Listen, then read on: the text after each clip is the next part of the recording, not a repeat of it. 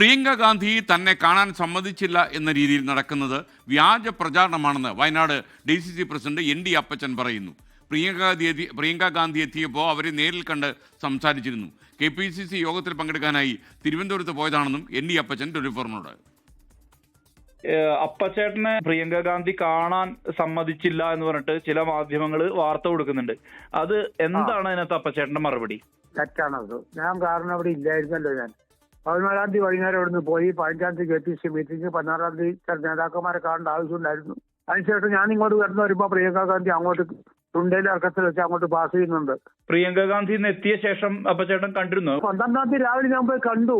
അതിന് മുമ്പ് എന്നെ കണ്ടു. അവര് വിഷയം തന്നെ അവരോട് സംസാരിച്ചു. എനിക്ക് എന്റെ ചാച്ചന്റെ പെങ്ങൾ മരിച്ചിട്ടുണ്ട്, എനിക്ക് അവിടെ പോകണം.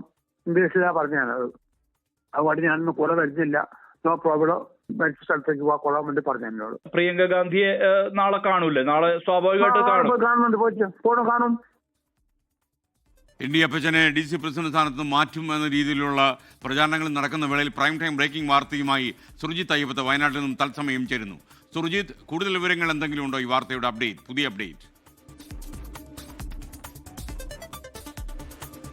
SKN വലിയ രീതിയിൽ DCC പ്രസിഡന്റ് ND അപ്പച്ചനെതിരെ പ്രചരണം നടക്കുന്നുണ്ട്. അതിൽ ഒന്ന് പ്രധാനപ്പെട്ട ഒരു പ്രചരണം എന്ന് പറയുന്നത് ND അപ്പച്ചനെ DCC പ്രസിഡന്റ് സ്ഥാനത്ത് നിന്ന് മാറ്റും എന്നുള്ള തരത്തിലുള്ള പ്രചരണമാണ്. മറ്റൊന്ന് പ്രിയങ്ക ഗാന്ധി കാണാൻ വിസമ്മതിച്ചു എന്നുള്ള തരത്തിലുള്ള പ്രചരണമാണ്. ഈ രണ്ടും വ്യാജ പ്രചരണങ്ങൾ എന്നുള്ള തരത്തിലുള്ള പ്രതികരണമാണ് ND അപ്പച്ചൻ്റെ ഭാഗത്ത് നിന്ന് ഉണ്ടായിരിക്കുന്നത്. അദ്ദേഹം കൃത്യമായി തന്നെ പറയുന്നുണ്ട്, പ്രിയങ്ക ഗാന്ധി തന്നെ കാണാൻ സമ്മതിച്ചില്ല എന്നുള്ളത് ഒരു തരത്തിലും ന്യായത്തിന് നിരക്കുന്ന ഒന്നല്ല എന്നുള്ളത് തന്നെയാണ് അദ്ദേഹം പറയുന്നത്. അതായത് പ്രിയങ്ക ഗാന്ധി എത്തിയ ഘട്ടത്തിൽ നേരിട്ട് കണ്ടതാണ്, സംസാരിച്ചതാണ്, അവർക്ക് ഒരു പുടവ, അതുമായി ബന്ധപ്പെട്ടൊരു ഓണപ്പുടവ നൽകിയതാണ്. അതെല്ലാം തന്നെ കഴിഞ്ഞ് അതിനുശേഷം തൻ്റെ ഒരു ബന്ധു മരിച്ചിരുന്നു.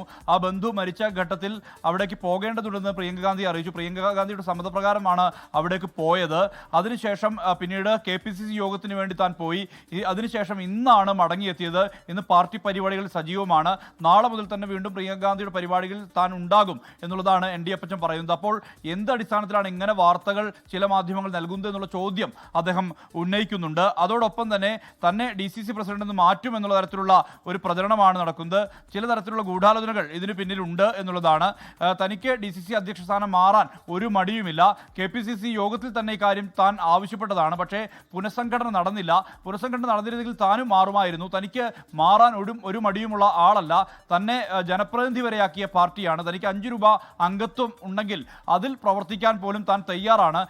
എന്തായാലും ഇതുമായി ബന്ധപ്പെട്ട് ഇത്തരത്തിലുള്ള പ്രചാരണങ്ങളെല്ലാം തന്നെ വ്യാജമായി നടക്കുകയാണ്. പാർട്ടിയുടെ ഒട്ടുമിക്ക ഘടകത്തിലും താൻ പ്രവർത്തിച്ച ആളാണ്. അതുകൊണ്ട് തന്നെ പ്രാദേശിക ഘടകത്തിൽ പ്രവർത്തിക്കാൻ ഒരു മടിയുമില്ലാത്ത ആളാണെന്നും ND അപ്പച്ചൻ പറയുന്നുണ്ട്. എന്തായാലും ഈ വ്യാജമായി നടക്കുന്ന പ്രചാരണങ്ങളാണ് ഇതെല്ലാം.